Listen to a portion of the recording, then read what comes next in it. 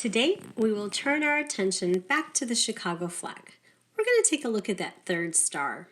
Did you know it was the symbol of the 1893 Columbian Exposition, or commonly known as the World's Fair? What do all these things have in common? If you guessed they first appeared at the 1893 World's Fair, then you are right. So what is an exposition? It is a large public exhibition, and an exhibit is something that you might see at a museum. It's a display of goods, products, or objects. The Columbian Exposition was kind of like a big outdoor and indoor museum.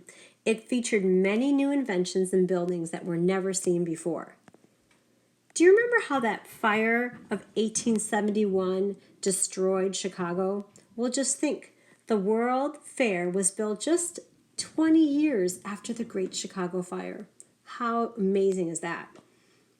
Between May and October of 1893, nearly 26 million visitors came to Chicago to visit the world's Columbian Exposition. It was called the Columbian Exposition because it celebrated the 400th anniversary of Christopher Columbus coming to the New World. The city was nicknamed the White City because the structures were made in white stucco material and lit up by electric lights. 46 nations participated in the exposition, located on more than 600 acres in Jackson Park. It featured canals, lagoons, and 200 buildings built specifically for the event.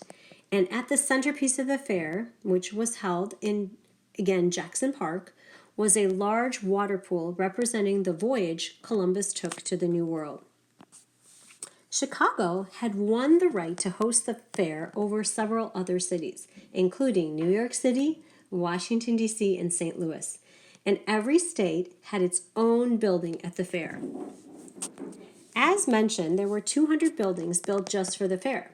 Here is the agricultural building. It was designed by architect Charles Fallon McKim. Inside, visitors can feast their eyes on a Liberty Bell made of fruit. Here is a copy of Columbus's ship, the Pinta, which sailed from Spain for the exposition. Remember, the fair was in honor of Columbus's voyage to the New World, so that seemed fitting. The 264-foot tall Ferris Wheel was designed by engineer and bridge builder George Washington Gale Ferris Jr. It was the centerpiece of the exposition and opened on June 21st, 1893. Each ride cost 50 cents. The Ferris wheel wasn't the only technical invention at the Columbian Exposition. It also featured the world's first moving sidewalk, which ran down a 3,500-foot pier. Visitors can either have a seat for the ride or they can walk. A central part of the General Electric's exhibit found in the Electricity Building was the Edison Electrical Tower, which was 82 feet tall, strung with 18,000 lights. Oh, and by the way, in the Hall of Agriculture was an 11-ton cheese. That cheese weighed as much as 11 elephants. It was a gift from Canada. Also in the same building was a chocolate statue that weighed 1,500 pounds. Crazy, right?